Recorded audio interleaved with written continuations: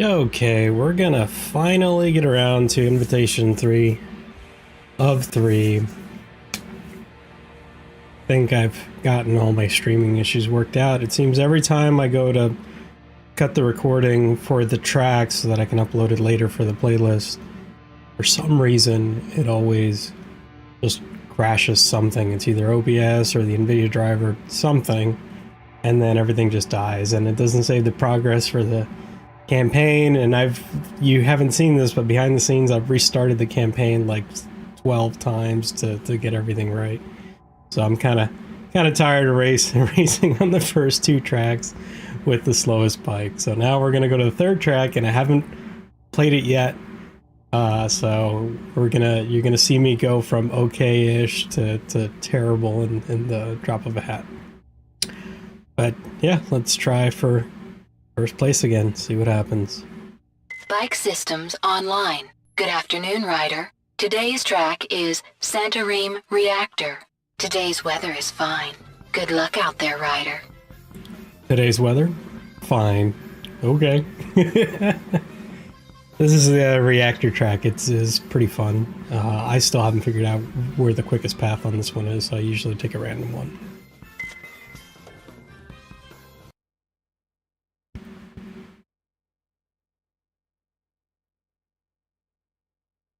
Race fans, welcome to Santorim.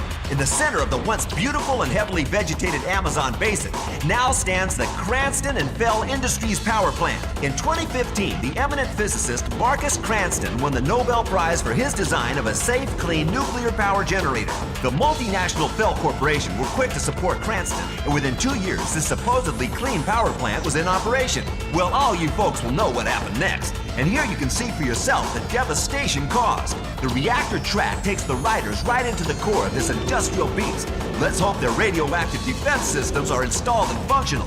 We've got enough freaks around here already. 3, 1, race. Force 4.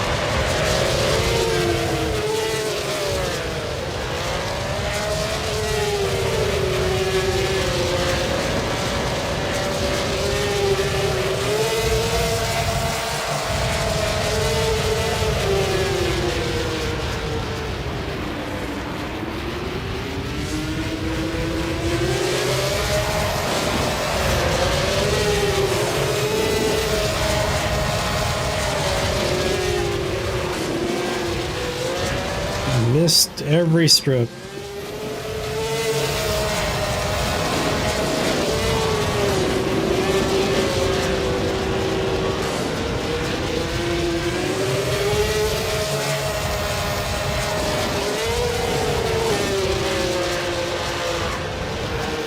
Those billboards are actually destructible. When you have your weapons active, you can shoot them, or you can just drive through them if you're going fast enough and jumping far enough, which is pretty neat. With destructible environment elements, but sometimes you get contracts to blow them up, so those are fun. I actually prefer those contracts over the Destroy Other Racers, because that's a bit more difficult.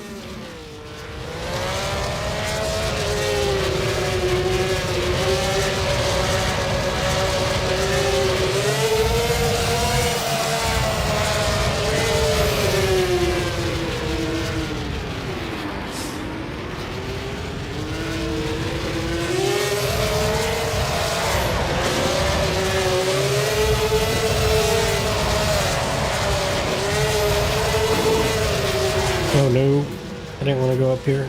Okay. You go straight over the core, but you don't have as many speed boosts. And then you get the extra sharp turn here where you either hit the wall or lose a lot of speed.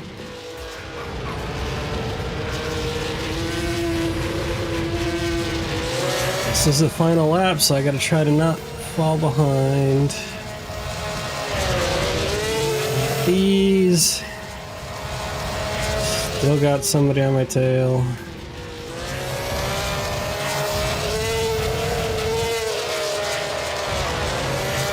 And you don't want to miss that one, especially when you're right on the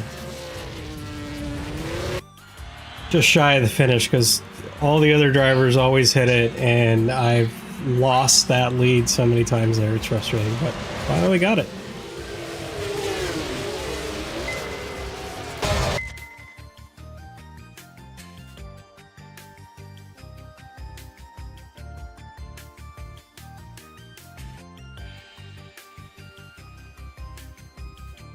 Okay, no stream crash yet.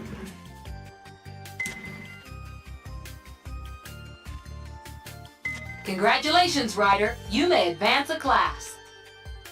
And we've advanced a class, so we're no longer bound to the slowest bike in the game, and we get to pick a team.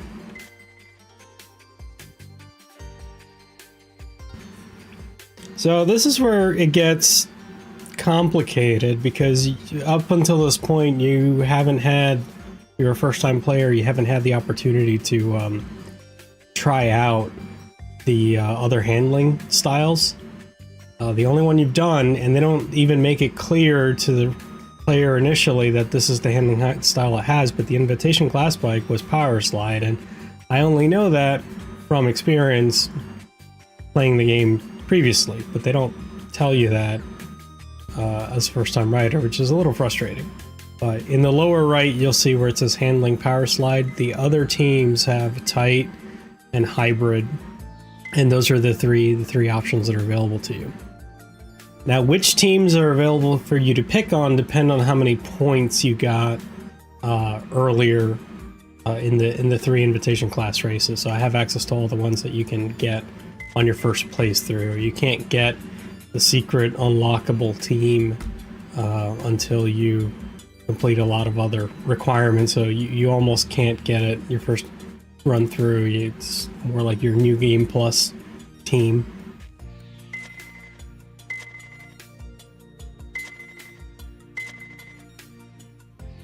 So regeneration is how quickly your bike's energy recovers.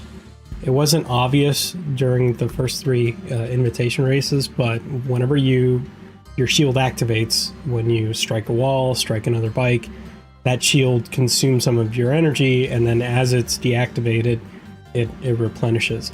That same energy you also use for your weapons. So if you have low regeneration, you're not going to be able to shoot your weapons off as much. So it's going to be difficult to complete the kill contracts for destroying other bikes, which is a bit annoying. And you also put yourself in danger, because if you shoot your weapons too much, deplete your energy, you don't have any left, it actually makes you vulnerable to like collisions and other people shooting at you, because that's the other time that your shields activate, is when someone's trying to shoot at you. Personally, I'm so used to power slide that I stick to bikes that have that, and I do really enjoy the handling that the Talon bike provides, but the regeneration is just awful. So right now I'm kind of agonizing whether I should go to Terra Nova, which also has easier contracts, like they have less kill contracts and more environment damage ones.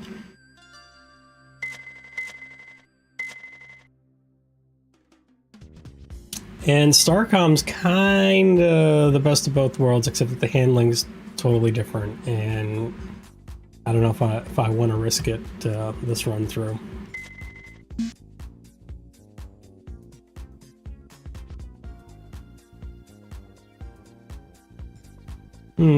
I guess I'll go with Talon, just because it's top of the list. Also, each team has different weapons, right? So cannons means that you have a standard gun that shoots straight ahead. There's another one that has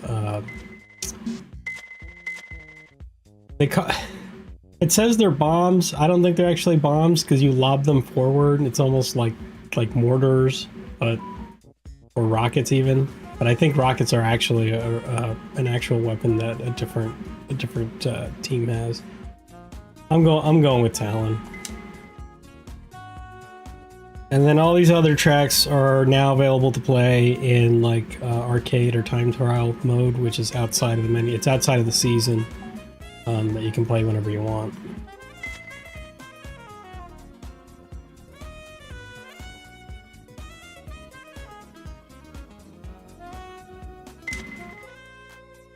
Alright, and now we're in the subsonic class, and you can see that there's a lot more cups for the subsonic class.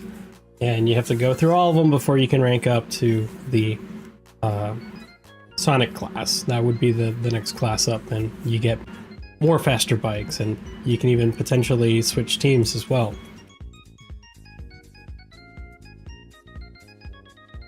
You do have a points requirement. You get points, you know, for all your races. Now I'm going for perfect run, so I'm going to get the maximum points for every race, which is 10 for first place.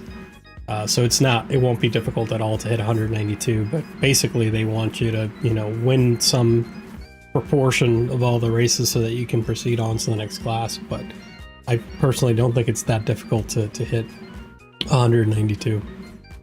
So I'm going to go ahead and cut the stream here so that I can fix up my uploads and the 3 invitation class videos that I cut earlier.